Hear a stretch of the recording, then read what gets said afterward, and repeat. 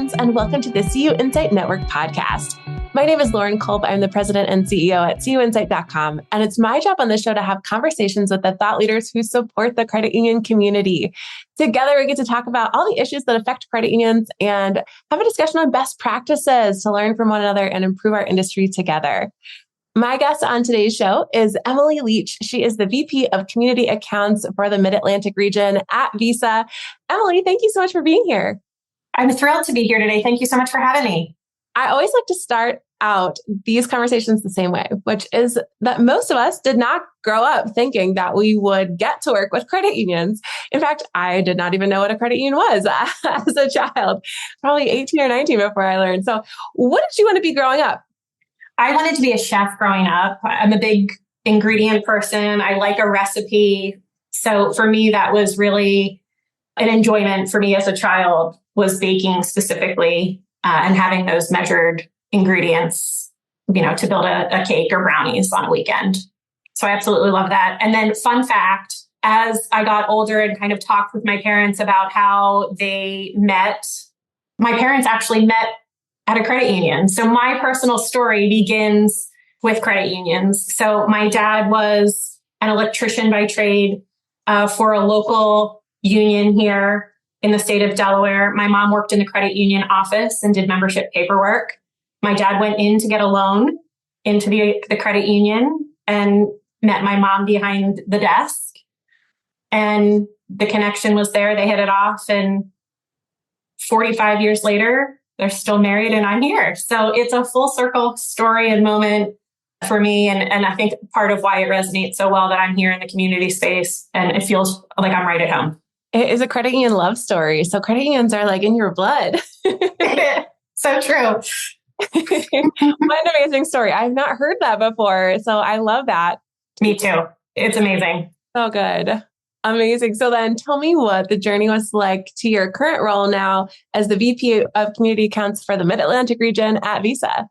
Yeah. So after college, I actually jumped into the banking industry here in Delaware. I think many people are familiar with the fact that Delaware is the banking capital of the United States. And so coming out of my time at Bank of America, it was a natural connection for me to join Visa. I interviewed for the community account executive role that I am helping to lead the team for today. Celeste Schwitters, our head of community accounts, actually hired me 8 years ago. So it's a full circle moment to be back here leading the Mid-Atlantic region. It's been a wild journey for the last 8 years for me. I have navigated and flowed through and taken a varied path across the community space and then into our operations side of the house. Of course, then I had a stint as chief of staff for our CEO, which was an amazing opportunity. And then full circle returned back to community, knowing that I really wanted to be focused and dedicated to the clients. And the community space is my home and where I should be. So definitely have taken more of a lattice approach. In my time, I've kind of had different roles where I've been able to gather different skill sets and expand my knowledge. That was a big driver for me in moving to different roles across Visa. And so it's been really exciting and fun. I love it. That is such a great story, great journey. Tell us a little bit more about Visa and Visa community specifically. And I'll say, I imagine just about everyone in credit unions, if not everyone in the world, knows who Visa is. But what sets you apart for credit unions? Where does Visa really add value for the industry? So one thing that I love about Visa community, particularly in the last couple of years under Celeste's leadership, has been that we have really taken a very dedicated, targeted approach. We completely revamped our strategy in the last couple of years, where historically we have not either had capacity or headcount to service 5,500 community issuers across the United States in a way that we truly believe that we should have been delivering and serving as a partner. And so Celeste has really taken a very strong, pointed approach to revamp our strategy. So we now have 8 regions across the United States where the regional vice president and the account executives live in the regions that they are serving. And so that has really been a resounding success for us. It's resonated wonderfully with both the account executives as well as our credit union partners, because it gives us time to get to know our clients on a stronger level. So that's been a key thing and a key change for us in the last 8 years when I was an account executive, starting my time at Visa. The other thing that I would say is we have really taken time to customize and enhance our Visa products and services and some of the solutions that we offer to our credit union partners. Historically, the Visa products and services that we offered were historically built for all financial institutions on Visa. And so oftentimes they were tailored more towards the larger financial institutions. And so over the last couple of years, we've worked very close with our product teams to customize and solution our products and services specifically for community credit unions. And so that has been a key change for us. And we continue to deliver on that commitment. So those are the changes will come through, in phases, but we've really made some nice strides in the last couple of years to customize our solutions. I always love to hear about the ways that credit unions can get things that are built just for credit unions and like built just for the issues that they might have that are really unique. So that's so cool to hear about. We know too that Visa recently published research on the future of payments with 10 key priorities for 2024. Can you share with us an overview of what credit union leaders need to know from that report and where payments are going? I'll say the key theme from that report is continued focus on our members. So some of the key themes in the Future of Payments report focused on, obviously, our artificial intelligence is a hot topic. Data, being that we are Visa, we have a ton of data available at our fingertips. But then the future of the member experience and how do we market and digitize the experience to keep our current member base, but also attract newer, maybe younger generations of members. And then we've also have a key theme that really resonates well with me around excellence through execution. And that ties back to your last question around customization of our products and solutions and how do we be a true partner, but making sure that we are delivering together for operational excellence so that there are no hiccups in the member experience.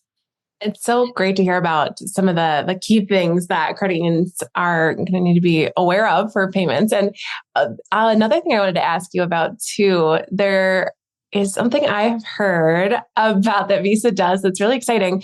And we're recording this episode, just so everyone knows, we're recording this episode the week after the Super Bowl. So football is probably still on many people's minds, which leads me into the question. I have heard that Visa has a program called Financial Football. It sounds really cool.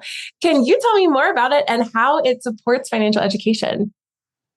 I absolutely love the Financial Football program. So I'll start with the history of Visa in financial education as a whole. So we have been a key leader for financial education for over 35 years. We have a core curriculum known as Practical Money Skills, and it designs curriculum for children ages K through 12, but then we've also advanced into the adult curriculum segment as well, where we're providing courses, training, some collateral for our credit union members to leverage and use within their websites or financial education curriculums as well to really target and define financial education as a whole and financial wellness.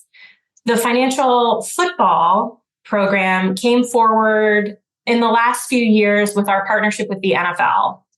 And so through that program, we have designed and gamified the Practical Money Skills curriculum into a fun game and experience where students or members at large in the community, they can participate in the game where they can actively work through and participate in the game as if they were a football player. And we pit one NFL team against another NFL team. And you advance through and score points based on successfully completing the questions from the curriculum. So it has been a wonderful partnership both with the NFL as well with many of our credit union partners, as well as the community partners that we're looking to engage with as well, to make the education and the curriculum fun and energizing and really, connect with the key fan base. for football. That program aligns so well with the focus in the credit union industry of financial wellness, financial education, and what a fun way to gamify it too, because I think that's been a challenge as, financial education, it sounds kind of boring. How do you make it really interesting and really fun? One additional point that I'll make is we are actively revamping that curriculum, including the financial football program now. So we're bringing it forward through APIs. We're enhancing the websites. So we are eager and excited to launch that mid-year of 24. And we would love to talk with our credit union partners about how they can leverage it. It's all free at no cost for them to put on their websites or in their apps to encourage and connect with their credit union members. So more to come. Very exciting. Well, we'll also link out to that in the show notes here. So if anybody's interested, we'll link out to the page for that. I have also heard a lot about Visa in the industry, the commitment that Visa has to credit unions, but also to local communities. And you mentioned the different regions that Visa Community is split up into. Of course, credit unions, it's really near and dear to their hearts to be involved in their local communities. So tell us a little bit about why community engagement matters for Visa and how you've been able to give back. I know you're based in Delaware, how you've been able to give back to your local community there in Wilmington. Yeah, it's been a really powerful and impactful change that we've made in the last few years. We've always been committed to our communities. However, we really never connected our strategy as account executives with the social impact strategy that we have at Visa. So we're now combining the two strategies together to execute in the local communities. So in the last couple of years, we've really taken a lot of attention and focus to connect at that deeper level, being that we are all local and living in the communities that we're serving. We know the community base, we know the members for our credit union partners. We know what's on their mind and what matters to them.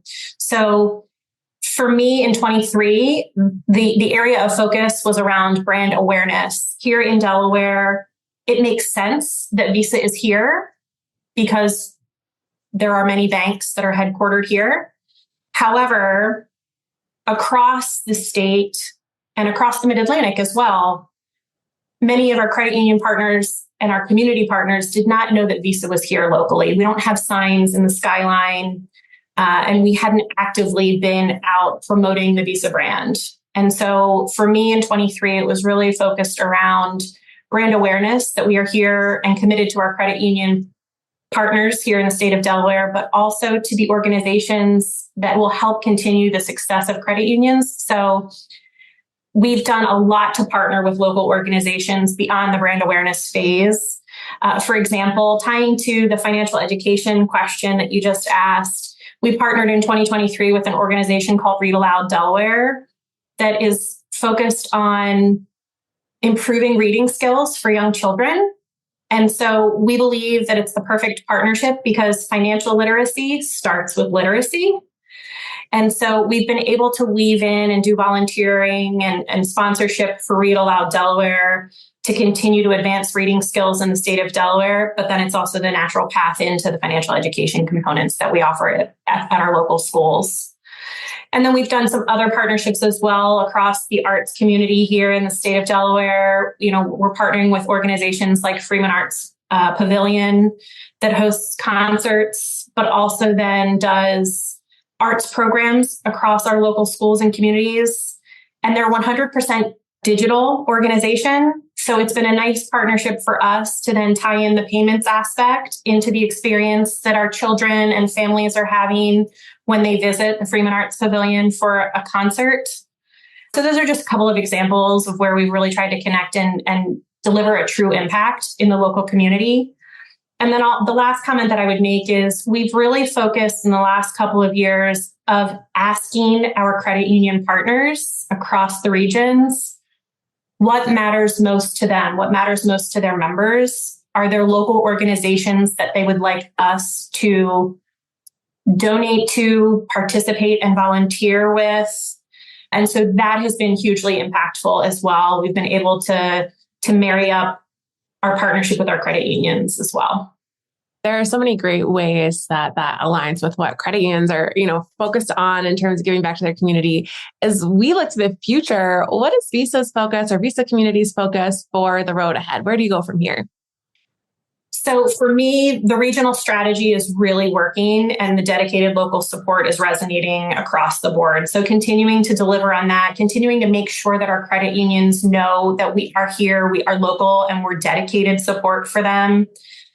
We continue to expand the account executive team across the 8 regions. So we've added a ton of headcount. We continue to look at that model as well to make sure that we continue to streamline the territories that our account executives are servicing so that they can be on site and in the local communities on a more frequent basis.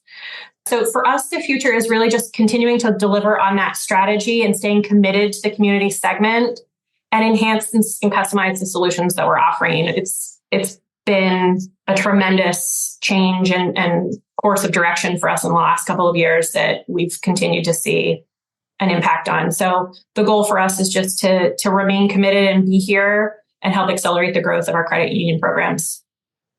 We'll link out to the Visa Community page as well in the show notes here. So anybody who wants to learn more about the great work that they do can find that right in the show notes.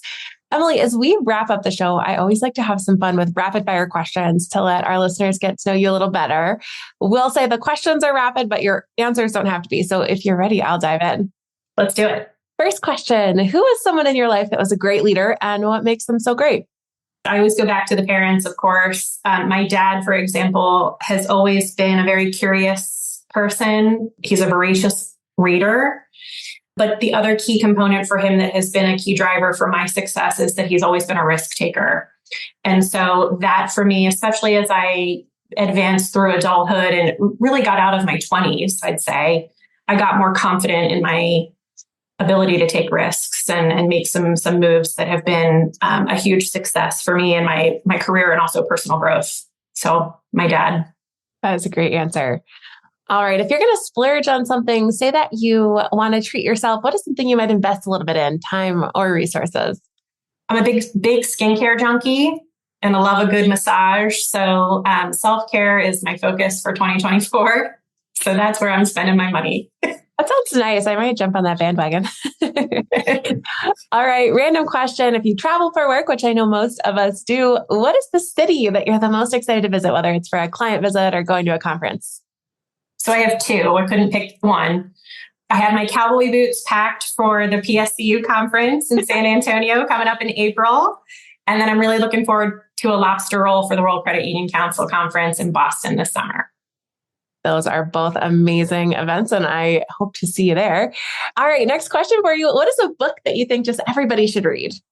So this book came to me in the last 5 years or so through Instagram. This is for the ladies specifically. Could be for the men too, but I think the audience is more tailored to the ladies. It's called The Most Powerful Woman in the Room Is You by Lydia Finney.